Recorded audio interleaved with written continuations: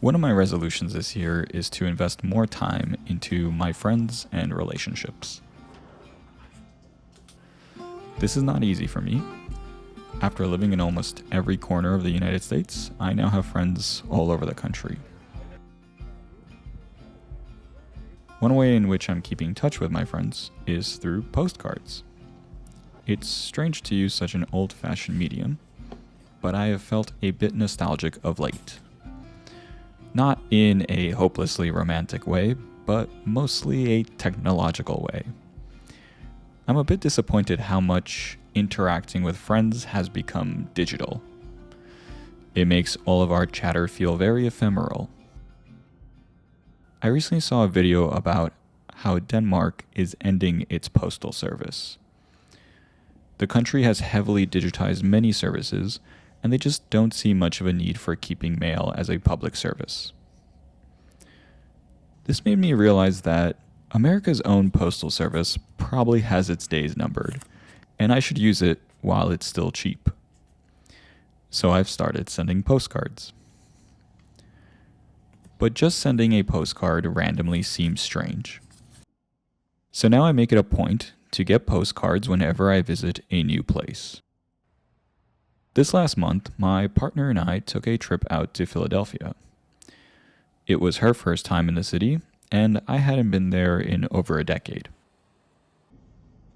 Of course, I used it as an opportunity to get postcards. But visiting Philly gave me a feeling. It gave me the same feeling I felt when I went to Baltimore last year. I want to tell you about that feeling, but first, I want to show you Philly.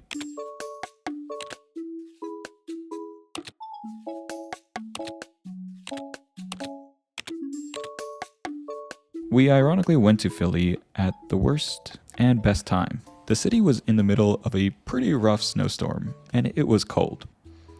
The wind was biting, and the streets were icy. But that also meant few crowds. We were able to get a candlelit table at a wine bar on a Saturday night with no reservation. We were able to get lunch in several wonderful spots. Really good. That's so much gravy.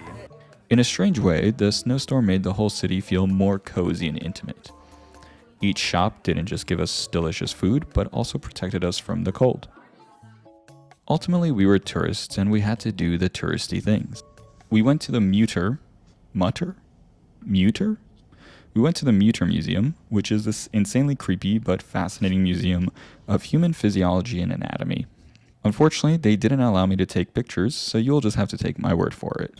I guess you could say he was pretty horny. Hands down, though, the Magic Garden was one of the coolest places we went to. The garden is a permanent art installation that is built into an apartment and the surrounding area. This impressive exhibition is the work of Isaiah Zagar. Isaiah originally started the exhibition as a means of recovering from a mental health collapse he suffered. He began building these murals into the building he was renting. The landlord was less than thrilled.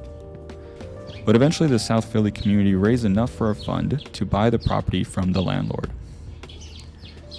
And now it's a beautiful art installation with many impressive components and surprises. Maybe.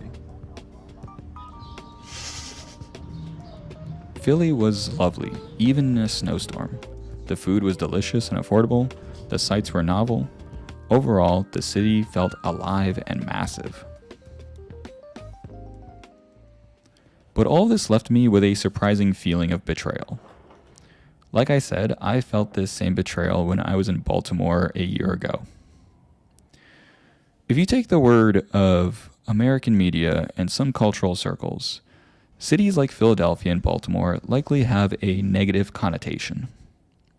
Growing up, these were cities that I was told were full of crime and were bordering destitute. But what I found was the total opposite. Yes, there were some shabby areas, but for the most part, these cities felt alive and growing. The part that makes me feel betrayed is I don't understand how people could speak so negatively of such places. It's a tendency I find Americans have that is unmatched by any other country. Well, maybe the United Kingdom.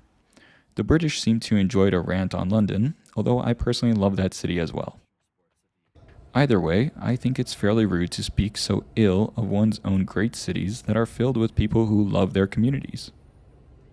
Especially if one is doing little to improve the matters that disappoint them so much about said cities. Many American cities are quite pleasant, and we should make more of an effort to be tourists in our own backyard and appreciate them. Thanks for joining me on this trip today. Let me know where you're looking forward to go to this year and what sort of resolutions you have for 2026. See you folks next time.